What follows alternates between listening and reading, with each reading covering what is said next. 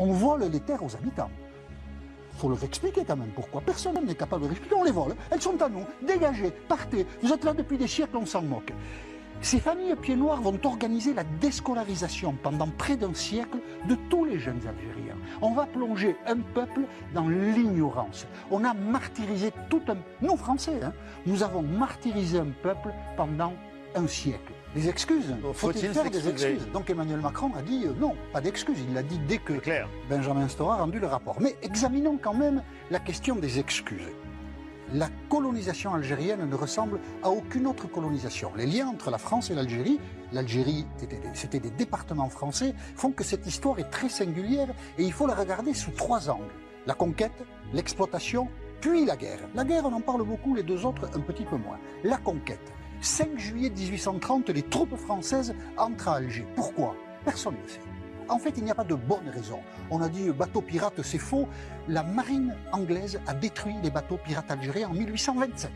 Et les bateaux pirates, il en reste 3 à Alger en 1830. Donc, si Charles X décide de la conquête d'Alger, c'est pour des raisons de politique intérieure. Son pouvoir est contesté, les libéraux progressent, il veut faire une opération de prestige.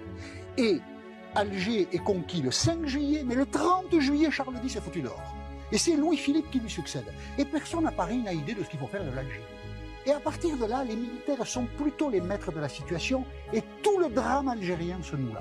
Les militaires, un peu autonomes, un peu guidés par Paris, mais personne n'a de projet, vont, après Alger, conquérir l'Oranais et le Constantinois. Mais les militaires, quand ils se livrent à la conquête algérienne, ils le font avec une brutalité qui épouvante même l'Europe. Il y a une campagne de presse en 1845, des journaux anglais, des journaux allemands, et des journaux français qui disent que la manière dont se comporte l'armée française vis-à-vis des musulmans est inacceptable.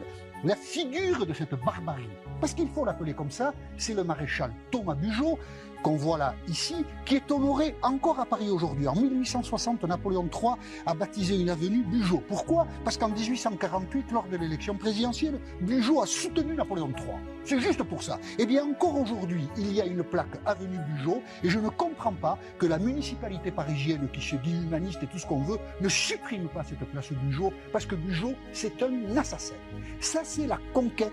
Elle dure 27 ans. Alexis de Tocqueville, dans un rapport sur l'Algérie, où il dit beaucoup de bêtises, Alexis de Tocqueville, il dit ça, qui est quand même très juste, nous avons rendu la société musulmane plus barbare qu'elle n'était avant de nous connaître.